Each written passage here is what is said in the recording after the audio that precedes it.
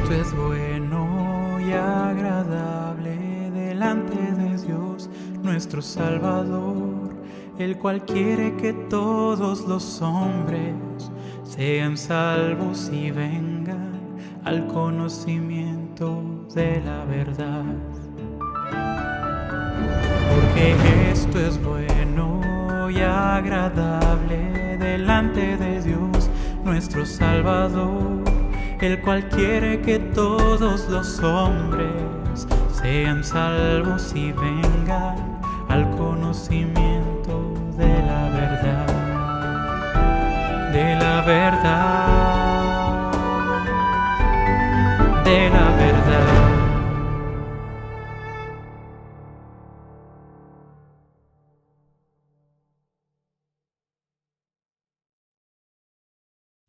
Buenas tardes, hermanos, pues podemos dar juntos la gloria y la honra a la obra de amor y misericordia de la Santísima Trinidad a nuestro favor, especialmente a la persona del Espíritu Santo que mora en nuestras vidas, que Él es el encargado de revelarnos la verdad, de transformarnos y de guiarnos en nuestro caminar.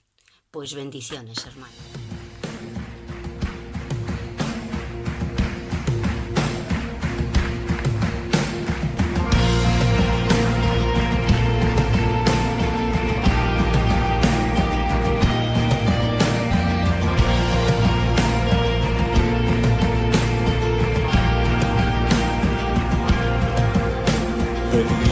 Glorificad a Dios, el Padre del Señor.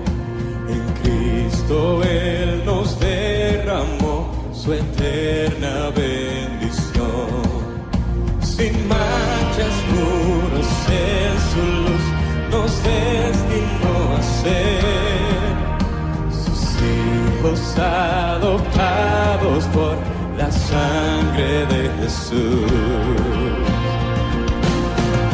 Te daremos la gloria por tu gracia, bondad y amor.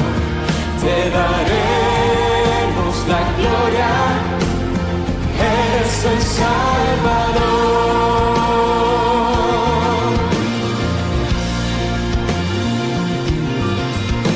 Venid, glorificad a Dios, que en Cristo gracia da.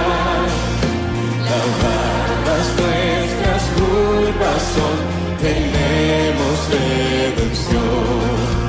En ellos ya nos reveló su eterna voluntad. Que sea Cristo el Señor, su plan se cumplirá. Te daremos la gloria por tu gracia, bondad y amor. Te daremos la gloria, eres el Salvador.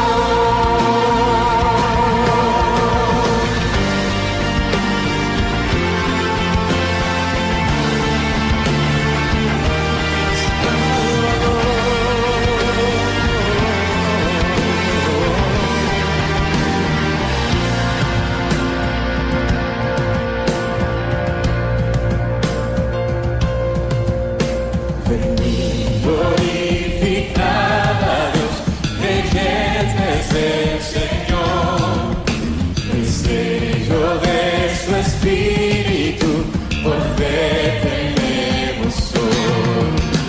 Él garantiza nuestra fe hasta el día final. Nos uniremos a alabar a nuestro Divino Dios. Te daremos la gloria por tu gracia, bondad y amor. Te daremos la gloria, eres el Salvador. Te daremos la gloria por tu gracia, bondad y amor.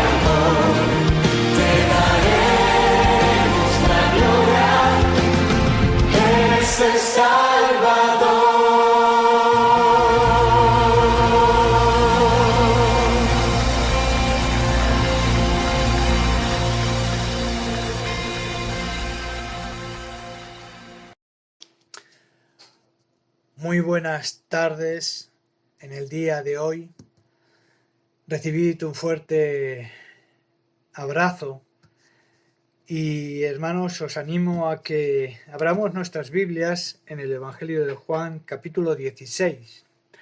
El texto que vamos a comentar hoy se encuentra en los versículos del 12 al 15, pero permitidme, hermanos, que leamos a partir del versículo 4. Dejo un tiempo para que podamos abrir nuestras Biblias y de esta manera poder realizar la lectura juntos. Como ya hemos visto, los capítulos del 14 al 17 se ha venido a llamar el Sermón del Aposento. Aquí el maestro realiza su última clase magistral a los discípulos antes de su muerte. Si nos damos cuenta, en el versículo 18, el evangelista nos narra el arresto del maestro, su enjuiciamiento y posterior muerte en la cruz. Bien, pues vamos a hacer la lectura. El versículo 4 dice así: Mas os he dicho estas cosas para que cuando llegue la hora os acordéis de que ya os lo había dicho. Esto no os lo dije al principio porque yo estaba con vosotros. Pero ahora voy al que me envió, y ninguno de vosotros me pregunta ¿a dónde vas? Antes, porque os he dicho estas cosas, tristeza ha llenado vuestro corazón. Pero yo os digo la verdad, os conviene que yo me vaya, porque si no me fuera, el Consolador no vendría a vosotros. Mas si me fuere, os lo enviaré. Y cuando Él venga, convencerá al mundo de pecado, de justicia y de juicio. De pecado por cuanto no creen en mí, de justicia por cuanto voy al Padre y no me veréis más, y de juicio por cuanto el príncipe de este mundo ha sido ya juzgado. Aún tengo muchas cosas que deciros, pero ahora no las podéis sobrellevar. Pero cuando venga el Espíritu de verdad, Él os guiará a toda la verdad, porque no hablará por su propia cuenta, sino que hablará todo lo que oyere, y os hará saber las cosas que habrán de venir. Él me glorificará, porque tomará de lo mío y os lo hará saber. Todo lo que tiene el Padre es mío, por eso dije que tomará de lo mío y os lo hará saber. Hasta aquí la lectura de la palabra de Dios, hermanos. La semana pasada estuvimos viendo la obra del Espíritu Santo en el mundo, en base a los versículos del 8 al 11. Y ahí vimos, en primer lugar, cómo la preocupación del maestro por la tristeza en la que estaban sumidos los discípulos, ya que estos comenzaban a desanimarse ante la partida del maestro. En vez de alegrarse por la exaltación del Señor Jesús, se estaban entristeciendo. Y Jesús les tiene que recordar que no tenían motivos para estar tristes. Pero la verdad es que los discípulos no entendían por qué el Maestro les tenía que dejar, no entendían por qué iba a la cruz. Ya en el Evangelio de Juan capítulo 14 ya les dijo: habéis oído que yo os lo he dicho, voy y vengo a vosotros. Si me amarais, os habríais regocijado, porque he dicho que voy al Padre, porque el Padre mayor es que yo. Realmente el Señor Jesucristo no entendía por qué nos estaban alegrando, porque el Señor Jesucristo iba a ir al Padre. Los discípulos solo veían que se iban a quedar solos, desprotegidos. No se estaban dando cuenta de la trascendencia de la obra del Señor Jesucristo. La partida del Maestro significaba un triunfo, un gran triunfo, y no una tragedia. Una ayuda y no un obstáculo. Una ayuda porque era necesario que el Señor Jesucristo ascendiera a los cielos para que Él enviaría al Espíritu Santo, al otro Consolador, al otro ayudador para que estaría con ellos. Pero era necesario. que antes de que bajase el Espíritu Santo, era necesario que Cristo ascendiera a los cielos, a la diestra de Dios Padre. Y como vimos, hermanos, el ministerio del Espíritu Santo en la tierra era la de convencer. Se nos dice en el versículo 8-9 que cuando venga el Espíritu Santo, convencerá al mundo de pecado, por cuanto no creen en mí. Se nos dice en 2 Corintios 4 que el Dios de este siglo cegó el entendimiento de los incrédulos. El maligno Satanás ha dejado ciegos a la humanidad para que no entiendan la importancia del ministerio del Señor Jesucristo. Y se nos dice aquí que uno de los ministerios del Espíritu Santo es la de convencer al mundo de su pecado. Y no solamente convencerlo, sino también invitarlo al arrepentimiento. Y en el caso de algunos, iba a despertar la conciencia que conduce a un verdadero arrepentimiento, como lo hizo con todos aquellos que en un momento fueron abiertos los ojos de nuestro entendimiento para entender que estábamos en pecado, que estábamos separados de Dios Padre por nuestro pecado, y que nos acercamos, que reconocimos al Maestro como Salvador, Señor y Dios de nuestras vidas. También el Espíritu Santo iba a convencer al mundo de justicia por cuanto el Señor Jesucristo iba al Padre, y no me veréis más. Es llamativo que tanto el Padre, Dios Padre, como el Espíritu Santo iban a vindicar, iban a hacer justicia, iban a defender a la persona y la obra del Señor Jesucristo. Fue crucificado como un malvado, como un pecador, pero iba a ser vindicado, iba a ser defendido por el Espíritu Santo y por Dios Padre. Pero además se nos dice en Romanos 1 que fue declarado con poder, hermanos, Hijo de Dios a través de la resurrección.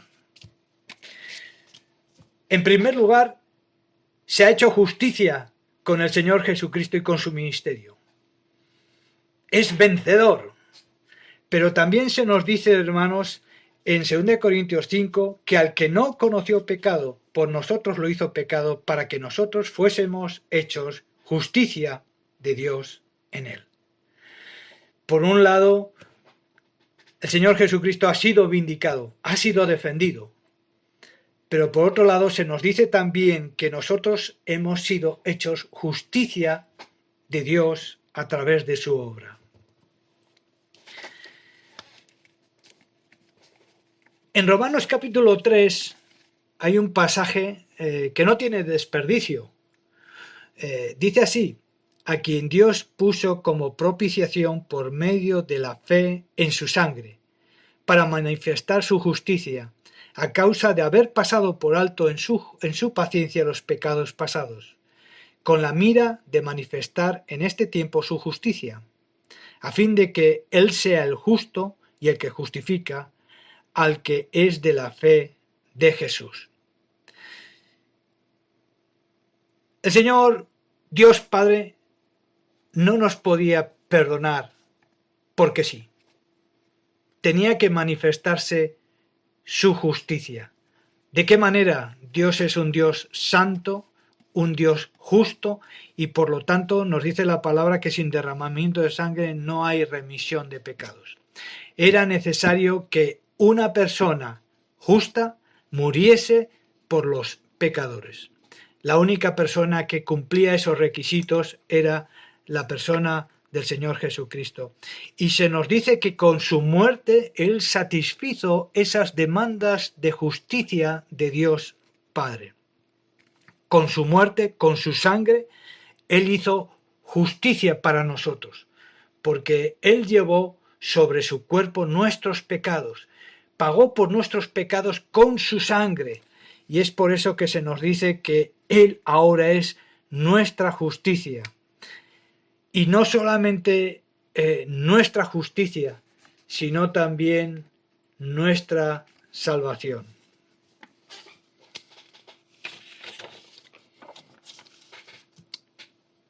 También vimos cómo el Espíritu Santo iba a convencer al mundo de juicio por cuanto el príncipe de este mundo ha sido juzgado. Al resucitar el Señor Jesucristo y ser vindicado por el Padre y el Espíritu Santo, como hemos visto, Satanás ha sido juzgado y condenado como mentiroso, como homicida, como padre de mentira. Se nos dice en 1 Juan, para esto apareció el Hijo del Hombre, para deshacer las obras del diablo. Realmente el Señor Jesucristo obtuvo una victoria aplastante en la cruz contra el maligno, contra Satanás, derrotándolo de una manera aplastante. Hoy, hermanos, vamos a ver la acción del Espíritu Santo o el ministerio del Espíritu Santo en los creyentes. Y como he dicho, en base a los versículos del 12 al 15.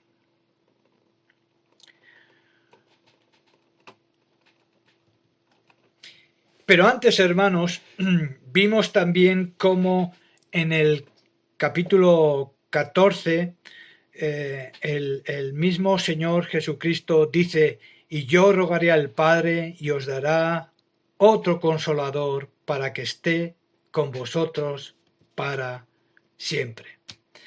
En este pasaje al Espíritu Santo se le da el título de consolador. Es la palabra traducida del griego parácletos. Y este término hace referencia a la función del Espíritu Santo como abogado, como defensor, como aquel que está al lado nuestro para ayudar, como aquel que consuela, que nos dirige. Realmente lleva una labor de asistencia completa hacia los hijos de Dios. Y como hemos leído, hermanos, se nos dice que aunque tengo muchas cosas que deciros, pero ahora no las podéis sobrellevar.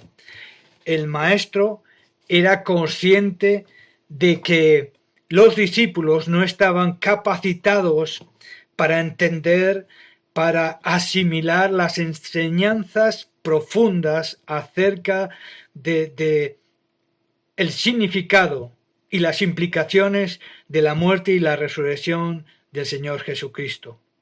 Es por esto, hermanos, que les encomienda a la labor del Espíritu Santo. Y ahí se nos dice que Él os guiará a toda verdad. Si nos acordamos,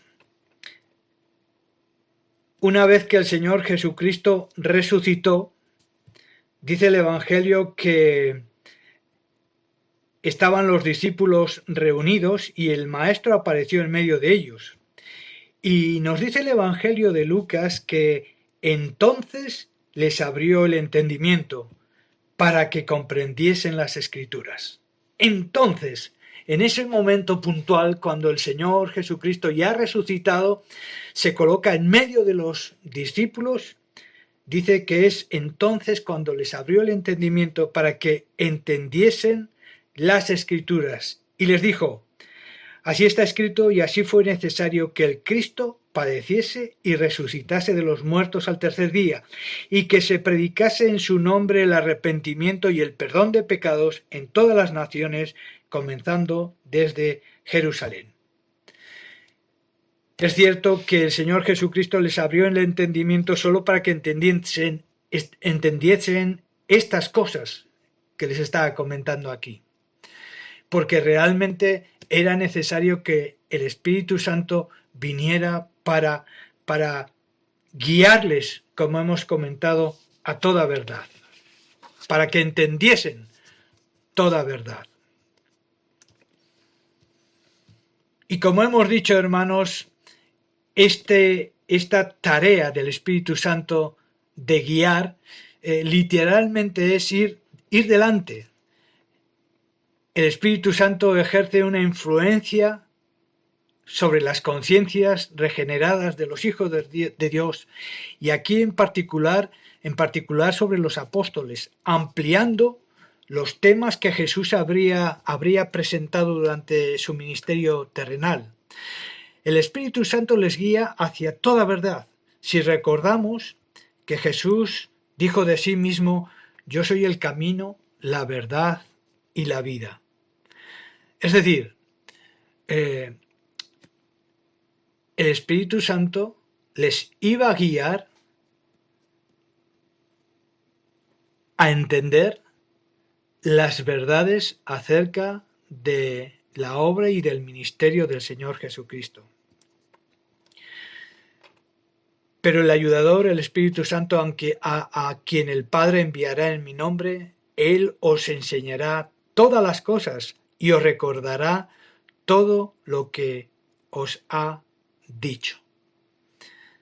Esta es la función del Espíritu Santo: recordarles, ir delante, enseñarles las enseñanzas del Señor Jesucristo, y no solamente las enseñanzas que ya había trasladado el Señor Jesucristo a los discípulos, sino también que les iba a enseñar, como hemos dicho, las implicaciones, la grandeza del ministerio del Señor Jesucristo en su muerte y su resurrección.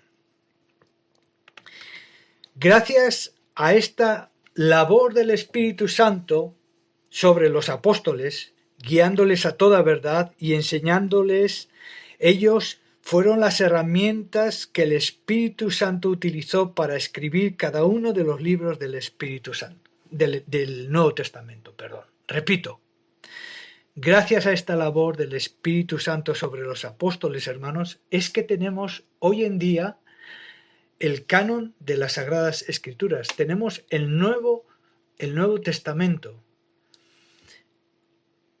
El Espíritu Santo utilizó a los apóstoles, sus escritos, los escritos de Pablo, los escritos de Pedro, de Lucas, de Mateo, de Santiago.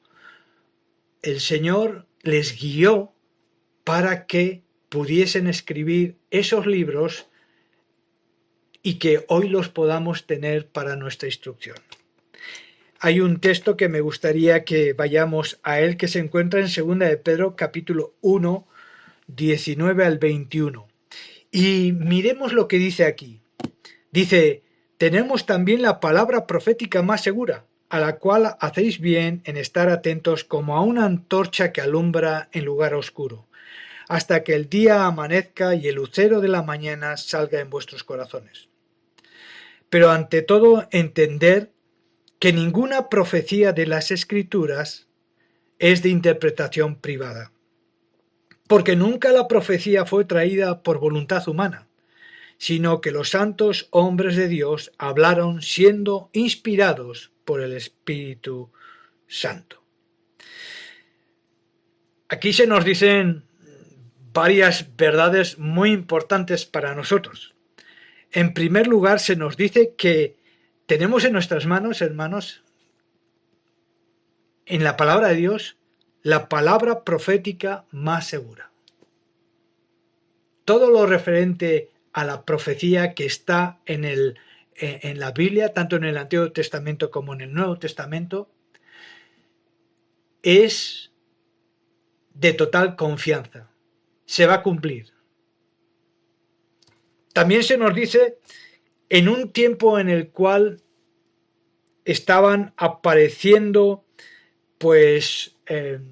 herejías, se nos dice aquí que esta profecía de las Escrituras no es de interpretación privada.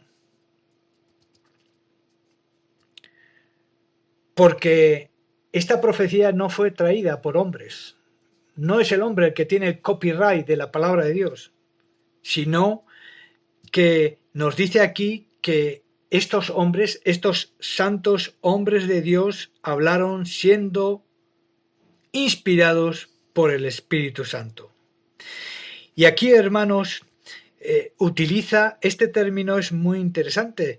El término inspirados es un término náutico que hace referencia a cuando un barco era impulsado, llevados por el viento cuando hinchaba las velas. La idea que nos está dando aquí el apóstol es que los hombres, los grandes hombres de Dios,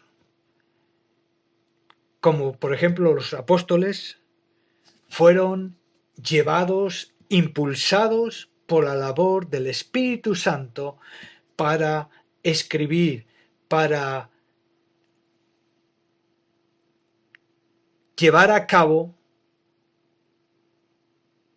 estos libros que han quedado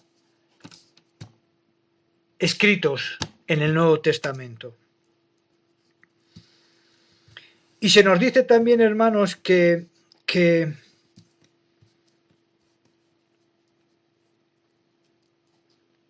la importancia